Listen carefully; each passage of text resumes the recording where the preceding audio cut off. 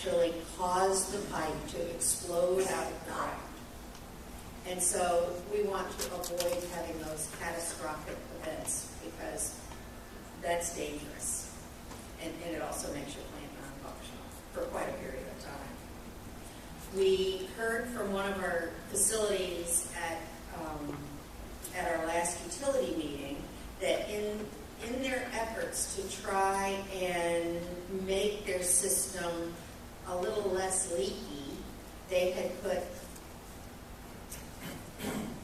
say it out loud, I can't hear it. I can't hear you.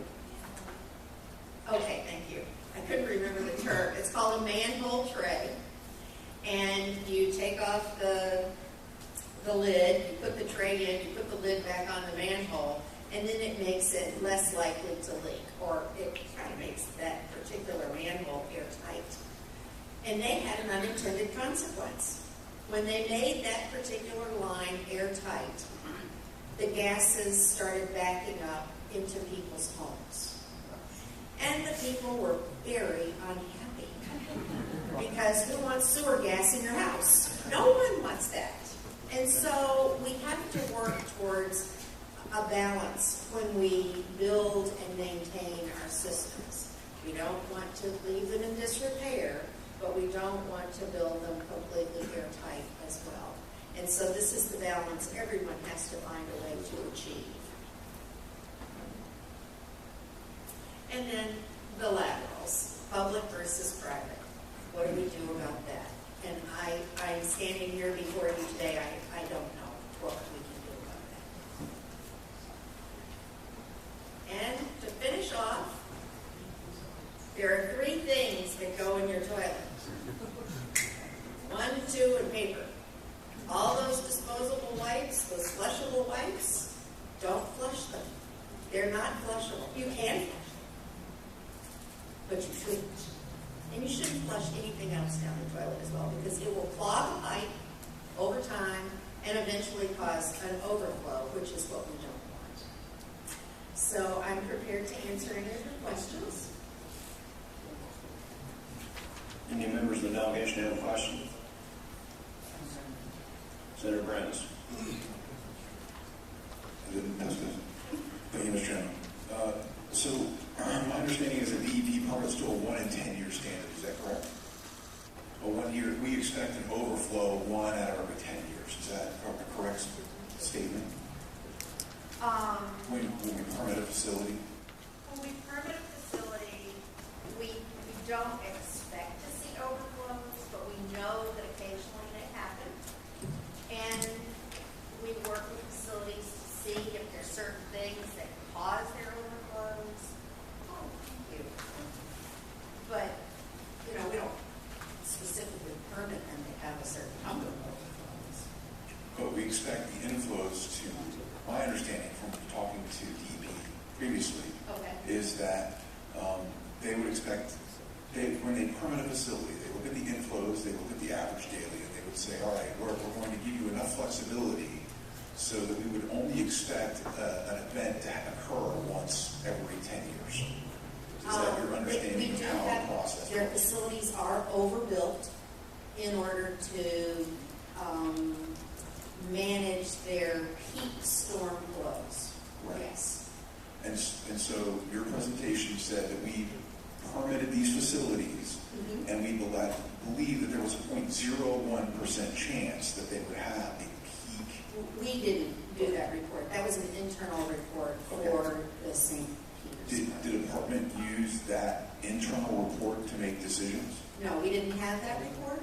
Okay. We had another report, and it indicated that 40 million gallons at peak would be the top they would ever need to have. So we permitted it for 20, and they built it to accommodate 40, Right. to handle those peak flows. But we knew that the average daily flow should not be more than 20, based on what they have provided to us. Okay. And we've had 3 events this year. We've had 3 events which have caused there to be overflows this year. There were 2 in our district and 1 last year. Okay, so In 15. over 13 months or 14 Yes. months, there was a series of 3 different overflows. Yes. Okay, and so I guess the question is really, how is DEP changing its standards to, because we're permitting these facilities to be built, we're having now a facility where it's had multiple overflows in the course of 2 years, way outside the 0.01% probability, way outside even the 1 in 10-year probability. How is DEP changing its internal processes to ensure that this does not happen again? We don't permit facilities and allow municipalities to do these types of activities, which would create events or create opportunities for there to be these multiple events in any given year. I think rather than changing the permitting process, we need an agreement with the facility who is not able to meet their permit requirements. We come up with an agreement with them, and they say what they're going to do to ensure they meet the requirements. The DEP does not tell a municipality how to manage their problem. The county or the city comes in, and they are supposed to make a demonstration to us that they can manage whatever their flow is on. And then the permit, we review it, and if we have information that says we're not in agreement, we write them back and say, we have a problem with this, could you please explain, yada, yada, yada. And it's a very, it is a detailed process. And I think that at this point in time, we're going to come up with a consent order. We're going to outline everything that we believe needs to be done, and their permit, some of their permits are coming up for renewal, and we will address it during their permitting. I think part of my question, though, is are the standards too low? Are DEP standards, at least for coastal communities, too low? Are you allowing these facilities to come online or allowing municipalities to make decisions when, even based on the last 14 or 15 months, we see that these facilities are having multiple discharges and they're permitted, they're meeting your standards? Are your standards too low? I think that we need to do a better job with the inflow and infiltration problems. I don't think the predominant problems are the permits for the wastewater facilities. I think it has to do with the inflow and infiltration. And once we write a permit, it's a construction first. And then it's up to them to maintain it. So it's, I think, with regards to ensuring that they are maintaining these pipings, it may be that we're going to need to look at talking to these municipalities about how often are you going to look at, how are you going to look at your piping. And we're going to have to see what's in our rules, that we have to operate by our rules. So we need to find what's in our rules that will allow us to have these sorts of permit conditions. And I think we may be able to do it under our current rules, just say you have an obligation to maintain your system. But we don't have specifics on the requirements. I think what Senator Brandis is saying, and maybe I'm getting it wrong, but on the front end, when you're permitting something the first time or when you're renewing the permit, are you using high enough assumptions? I mean, you can stop them short on the front end, can you not? From getting a permit renewed and say, no, we're not going to renew that until you do X, Y, and Z. I mean, you can demand that these systems be upgraded, can you not? We can make more stringent requirements if we see that this is appropriate. But we look at all these facilities are different, and each one has its own separate permit. Now, I think when we go back and we say, for most of these plants we looked at, in their dry water flow, there was no problem with their permitted capacity, except for Southwest. And that's where they need a splitter box and a new clarifier and the new mist filters and the additional injection wells. And these are the things that we're looking to see what they can do short term so that there will not be the kinds of issues, at least of the magnitude that there were, until they can construct all of those improvements. Because, you know, when you're talking about building a huge tank, it can't be done in 5 or 6 months. One more question. Could DEP have stopped the city of St. Petersburg from shutting down our water? No. It's up to them to make their decisions.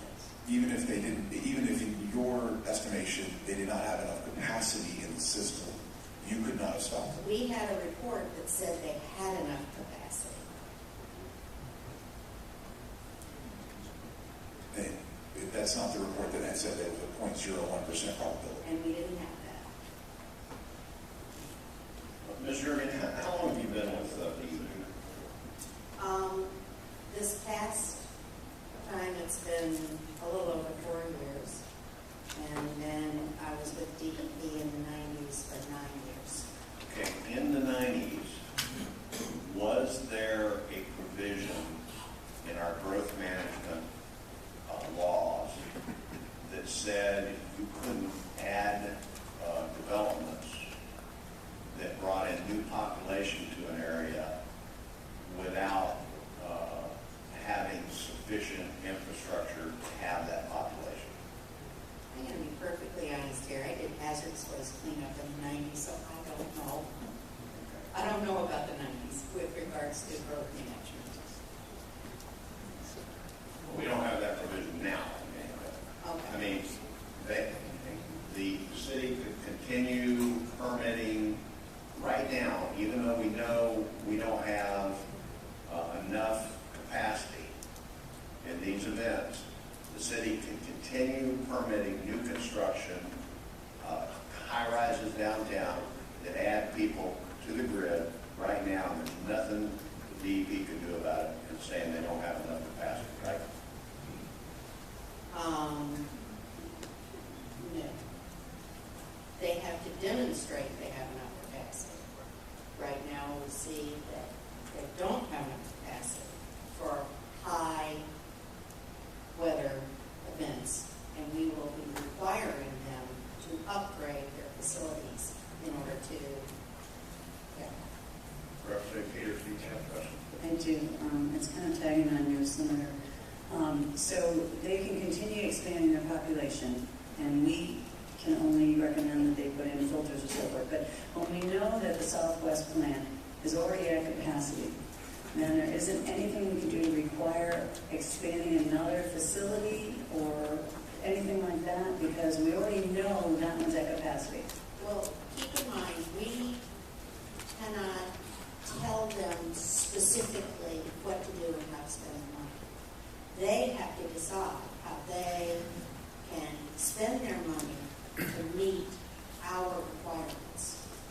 And we look at that, say, will it work? Or will it not be enough? And if it's not enough, then we make them do more. And that's where enforcement comes in. And how do we make them do more? Explain that to me. So we know that they're at capacity, and they can just keep on going and keep on building and add another 50,000 people to the population downtown. We can't control how many people. We're the DEP. Right, I We know. can't control people moving into town or bridges or anything like that. We just look at the environmental considerations associated with the plant. We know there's a problem, and so they have a permit right now. And it functions day to day. It's when we have these extraordinary rain events. And so if somebody has not exercised enough due care, and maybe they could have prevented some of the problems, but they didn't because of their decisions, then we have to take an enforcement action. And that's where we talk about the consent order. And as you know, we have a draft consent order out there. And what we have been doing through this investigation is looking to see where the deficits were and what they need to do to fix it. Because we want it fixed just like you. I have another question for you. The senator brought up at our last meeting the suggestion of bladders and tanks and things like that. And I know the mayor said that he didn't have space, but there's been some, at one of the city's development meetings, it was recommended that they use kind of the pond by the athletic fields by Eckerd College. Because I've had great concerns about the health and safety of the students at Eckerd College. And when I was looking into that, when the gentleman proposed that idea to me, there is land across that creek that's owned by DOT. Now, the city already has sublet that land, and they're not doing anything with it, and I know the purpose and the reason why they're doing it. But is that a viable option, that if we were to take the land across on DOT temporarily, is there a way to pump the excess sewage into those bladders or tanks? Because it wouldn't be that unsightly, it's right by the interstate, and then later pump them back for processing. I think that what she meant to say, correct me if I'm wrong, Representative Peters, is pump water that has been treated through a first step, not raw sewage, into that lake. Yeah. Correct. I think if we received a proposal like that, we would give it to our engineers and say, what's the viability of this option? We'd ask how much treatment the water would have had. We would ask, what kind of conveyance do you need? Do you have access? Is there some sort of right-of-way you need access across or underneath? And we would look at the capacity of the pond that was there and say, how much water could it take? How much would percolate in? So we would get a total volume estimate of how much the pond could accommodate versus what the need would be for accommodating water. Because we don't want to flood over there either. Right, well, this wasn't just a pond, this was to put bladders on property that is owned by DOT but is sublet by St. Petersburg. And it's right across the creek from their southwest facility. So to move that partially treated into bladders and tanks like the senator had recommended at the last meeting, I know the mayor said they didn't have land or space, but they've sublet this land right across the creek and they're not using it currently. I think that is a better question for St. Pete. Okay, and we'll ask them when they come up. Yeah. Senator Seán. Thank you very much, and thank you for your presentation. It certainly helps with the understanding of how this occurred.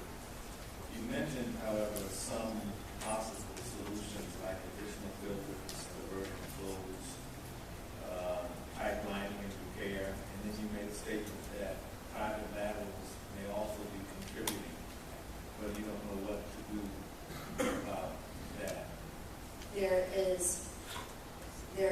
There are no laws that we have found that relate to private laterals. And the private laterals go from the home to the street.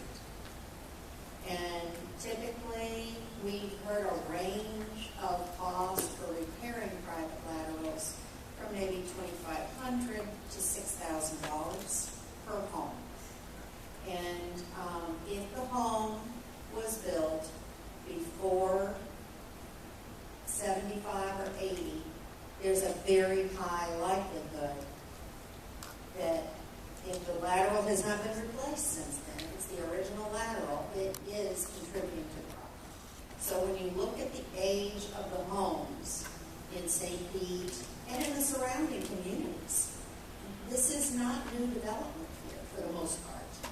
The private homes have been here for quite a while, and the likelihood is that many of them have a need for lateral replacement.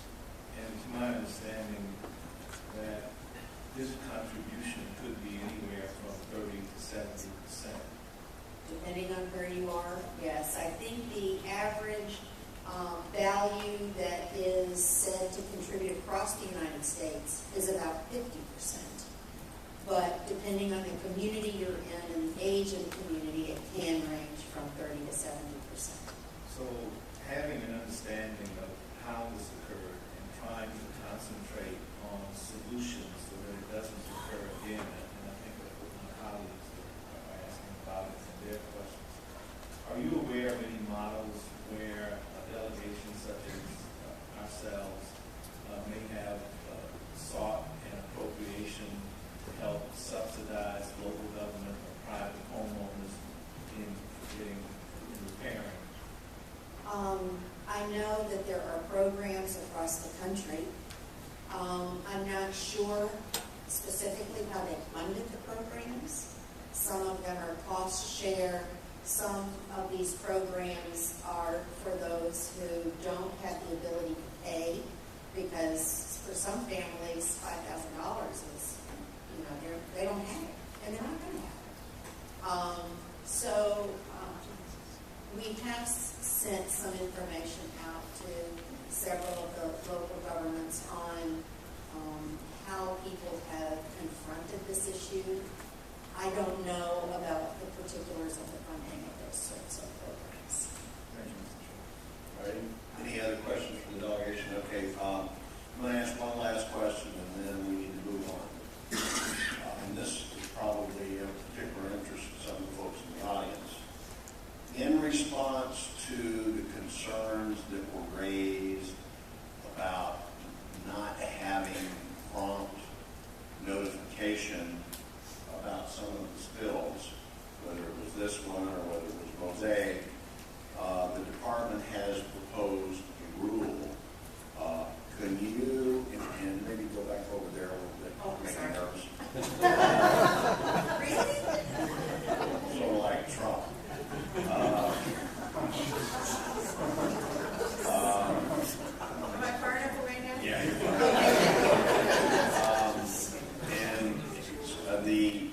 What is the rule that the department has proposed and going through the rulemaking process now? There is an emergency notification. Well, there was an emergency notification rule, and I believe it's in effect until, what day? December 26th. And it requires notification, basically, of all spills to the DEP, to local government, to affected neighbors, and to the media. And currently the department is working on a specific rule, because the emergency rule, it expires because it was an emergency. The department has a proposed rule. You can go to our website, or you can search on Google for a DEP emergency notice rule, and then it'll come up in your search. And right now, we are or have been looking for public comment. When did the comment period end? Oh, it closed. Okay. We have received public input. We had 7 public meetings around the state. And we have the proposed rule that will need to go to... Thank you. The specific question that I have is there a size of the spill that triggers the rule? Senator, my name is Ryan Matthews. As of today, I'm the Deputy Secretary for Regulatory Programs, so I'm going to be here with you. We had an emergency rule that went into effect that the governor directed the department to issue. Now, that rule, the emergency rule, did not have any size limitations of a spill or a pollution incident. So,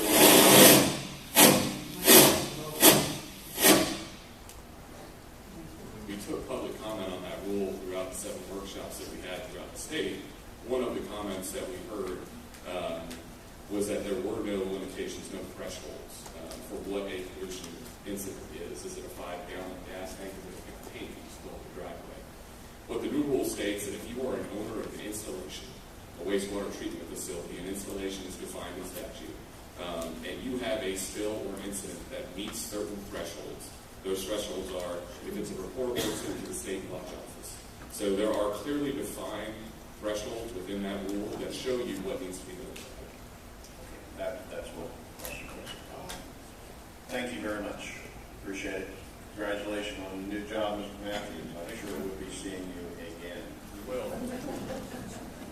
Okay, so Representative Peters, would you like to introduce the next speaker? Thank you, Senator. There was a lot of talk about the private lateral lines, and I had some gentlemen come in to see me, and I agree that there are some issues with private lateral lines, but I think there are some other big offenders out there that have not been considered, and my concern is that we do a knee-jerk reaction and suddenly have a whole lot of burdensome ordinances that will make it difficult for people to sell their homes or other things. So I have invited this gentleman. He is the author of the Utility Management for Water and Wastewater Operations. He's extremely knowledgeable and an expert in water and wastewater technology, groundwater wells, flows and containment transport, wastewater disposal practices and risk assessments, sustainable water resource planning and management, environmental engineering, and utility management and finance. So I'd like to introduce Frederick Gloster, and I probably said that wrong, I apologize. He is the Associate Professor at Florida Atlantic University. Thank you. We'll get this switched over here. This is not a computer. It's just a screen. How do we switch this over? There's a keyboard. There we go. I was going to say, this keyboard is perfect. All right.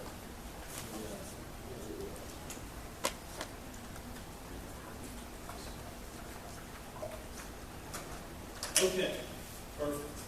The screen is perfect. Thank you. Okay, thank you very much for inviting me to be here today. As Representative Peters said, I'm a professor at Florida Atlantic University, but just so that no one is completely confused, that was preceded with about 20 years of water and sewer utility management and city management, and in most cases trying to deal with infrastructure problems. And so in this case, what we wanted to talk a little bit about is inflow and trying to make sure that everybody understands that there's inflow and there's infiltration.